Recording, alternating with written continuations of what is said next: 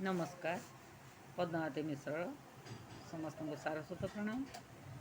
बसंतर पुनरावृत्ति।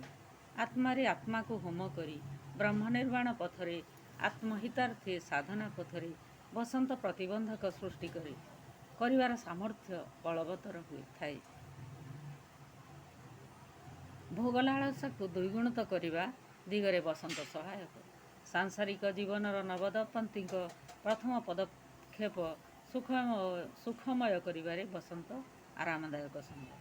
तेणु ऋतुराज बसंत कहले। एकांतिक भाव बसंतर स्मृति अविस्मरणीय।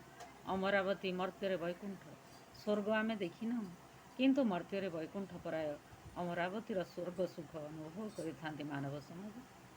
खरा वर्षा शीत हेमंत शीत को अतिक्रांत करी धरापृष्ठ बसंत परिदृश्यमान।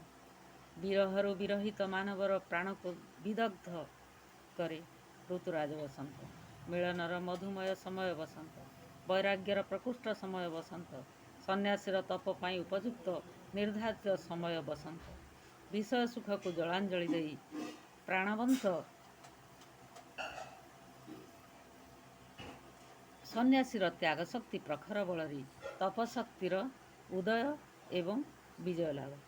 काम शक्ति प्रबल हेतु आसुरिक प्रवृत्तिर ध्वंस विशेष प्राण शक्तिर विनाशक बसंत। तेणु कहुए प्रेम ऋतु बसंत।